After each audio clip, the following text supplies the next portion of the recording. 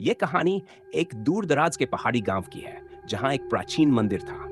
गांव के बुजुर्गों का कहना था कि उस मंदिर के पास रात के समय जाने वाला कोई भी व्यक्ति वापस नहीं आता। वहां एक पिशाचिन का वास था, जो रात में जागती थी और अपनी अगली शिकार की तलाश करती थी। गांव के पास की झील पर काम करने वाले मछुआरों को कई बार अजीब आवाजें सुनाई देती थी, पर कोई भी इन आवाजों का पीछा करने की हिम्मत नहीं जुटा पाता था।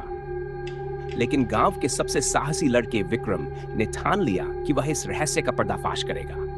उसे बचपन से ही इन कहानियों पर विश्वास नहीं था और वह खुद को सबसे निडर मानता था।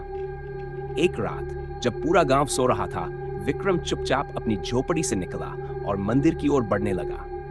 चांद आधा था और चारों ओर घना कोहरा छाया हुआ था।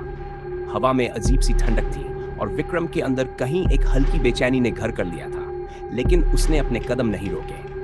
मंदिर का रास्ता ऊबड़ खाबड़ था और पेड़ों के बीच से होकर गुजरता था। जैसे ही विक्रम मंदिर के पास पहुंचा, उसने देखा कि वहां का वातावरण पूरी तरह बदल चुका है। मंदिर के चारों ओर काले साये लहराते हुए महसूस हो रहे थे।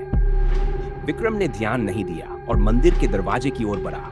जैसे ही उसने दरवाजा खोला, एक ठंडी हवा का झोंका उसके चेहरे पर लगा और दरवाजा अचानक जोर से बंद हो गया। मंदिर के अंदर गहरी खामोशी थी, केवल एक धीमी सी गूंज थी, जैसे कोई बहुत दूर से उसे पुकार रहा हो।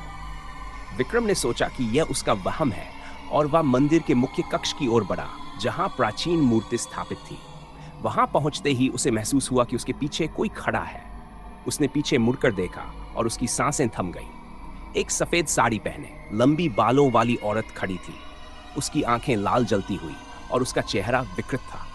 वह धीरे धीरे विक्रम की ओर बढ़ने लगी। विक्रम के पैर जड़ हो गए थे, वह हिल भी नहीं पा रहा था।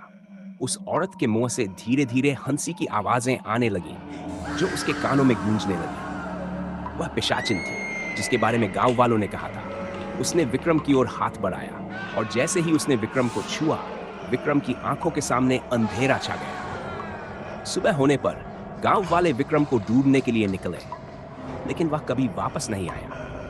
कहते हैं कि उस रात के बाद से मंदिर के आसपास कोई जाने की हिम्मत नहीं करता और जो भी विक्रम का नाम लेता है, उसे रात में वही आवाजें सुनाई देने लगती है जो विक्रम को सुनाई दी थी। हमारी कहानी आपको पसंद आई हो तो वीडियो को लाइक और शेयर करना ना भूलें और हमारे चैनल को सब्सक्राइब करें।